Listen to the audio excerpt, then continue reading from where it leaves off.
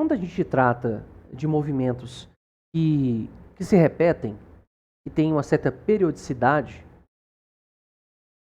nós podemos associar a este movimento dois conceitos muito importantes, que são o conceito de período e frequência.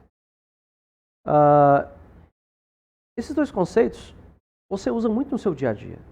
Pergunto para você, qual que é o período que você estuda? Fala, é o período da tarde. O período da tarde tem uma duração. A gente fala 6 horas. Então, período você já associa com o tempo. Mas qual fenômeno está associado a este tempo? Né? Seria o do relógio, por exemplo, passar lá do meio-dia para as 18. Não é isso? Então, o período da tarde é isso. E a frequência? A frequência está associada com a quantidade de coisas que você faz num determinado tempo. Então, quando te perguntam quantas vezes você se alimenta por dia? Eu como 4 vezes ao dia, por exemplo. Isso quer dizer que você faz uma certa quantidade de coisas num determinado intervalo de tempo. Isso eu chamo de frequência. Então, isso pode ficar claro aqui para você da seguinte forma. O período que eu vou denotar pela letra T maiúsculo, vou utilizar aquela letra T maiúsculo, é a quantidade de tempo que é gasto para que um fenômeno ocorra. Esse fenômeno pode ser, por exemplo, a Terra girando em torno do Sol. A Terra girando em torno dela mesma, que vai ser 24 horas. Isso é um tempo mínimo para a ocorrência de um fenômeno. Qual que é o tempo, neste caso? 24 horas. Qual que é o fenômeno? Uma volta em torno de si mesmo. Isso caracteriza o período. No SI, no Sistema Internacional, a unidade do período, já que o período se refere a uma quantidade de tempo, é o segundo. E a frequência? A frequência já diz para nós que é a quantidade de coisas que se faz no intervalo de tempo. Eu vou denotar ela pela letra F. E no SI, pela própria definição dela, ela vai ser o seguinte, a unidade desta frequência vai ser, então, um número de coisas, vou chamar aqui de N. Este número de coisas que acontecem é adimensional, não tem unidade física. Dividido pelo tempo que é gasto. Um tempo delta T. Ou pode ser uma unidade de tempo.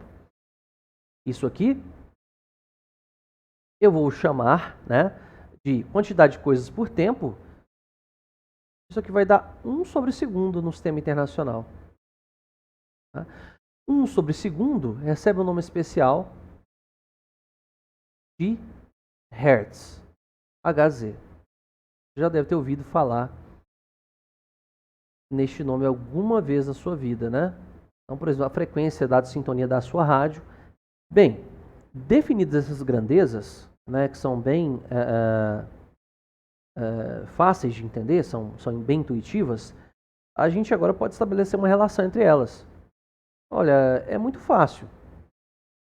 Se o período é o tempo para ocorrer um fenômeno e frequência é o fenômeno por tempo, você vê que elas guardam entre si uma relação de proporcionalidade inversa. Então, eu digo, uma relação muito útil, que usa em muitas situações, que a frequência é o inverso do período. Então, esta relação entre essas duas grandezas. Ora, esses conceitos que eu acabei de apresentar, eu posso aplicá-los no movimento circular uniforme. E por quê? Porque se o movimento circular uniforme as coisas acontecem sempre no mesmo tempo, ou seja, um objeto sempre dá o mesmo número de voltas no mesmo intervalo de tempo. Significa que tem coisas se repetindo, coisas periódicas. Feito isso, eu posso definir claramente, associar a um movimento de uma partícula em movimento circular uniforme um período e uma frequência. Eu posso atribuir essas duas propriedades a ela. Então, veja bem. Se eu digo, vamos pensar para uma volta completa. Se um objeto dá uma volta completa, então vou colocar aqui, para uma volta completa. Isso, é claro, eu estou pegando uma circunferência. Imagine uma pá de um ventilador. Você marca a posição dele, aí ele dá uma volta completa. Eu posso definir a velocidade angular, correto? A velocidade angular, se o movimento é circular e uniforme, a razão entre o deslocamento angular Δθ e o intervalo de tempo ΔT é sempre o mesmo. Isso aqui é o quê? É constante.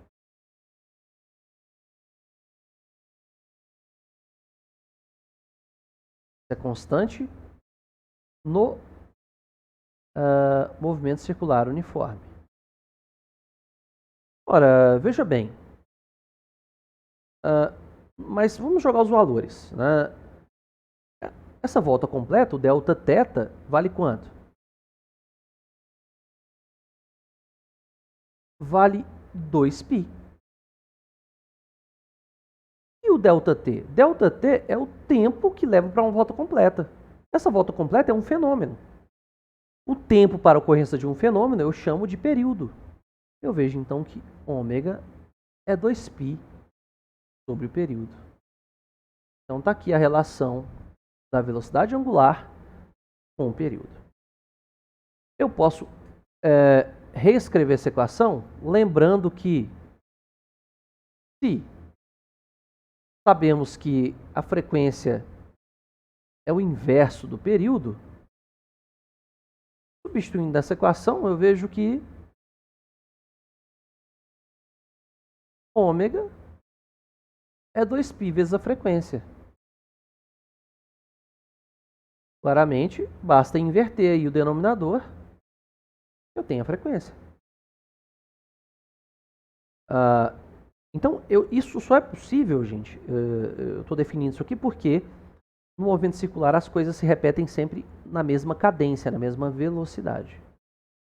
Eu posso também, da mesma forma, utilizando a expressão que relaciona a velocidade angular com a linear, V igual a ômega vezes o raio, né? Então vai ficar o seguinte, se ômega 2π sobre período, isso aqui vai ficar V igual a 2πr sobre o período. Então tá aqui. Me valendo da mesma relação que essas duas propriedades têm, né? Frequência inversa do período. Eu posso reescrever esta equação, né? Vou colocar aqui. Então,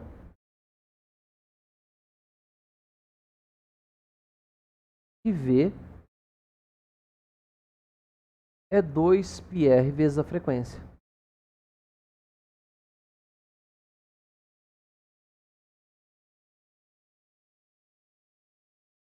Então, sempre que você tiver um movimento periódico, um movimento que se repete ao passar do tempo, você pode utilizar estas equações.